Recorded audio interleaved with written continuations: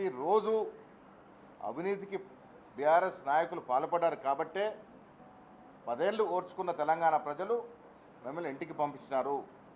ఇవాళ కూడా అదే అహంకారపూరితంగా ఇంకా అధికారం ఉన్నట్టుగా కేటీఆర్ గారు మాట్లాడుతూ ఉన్నారు.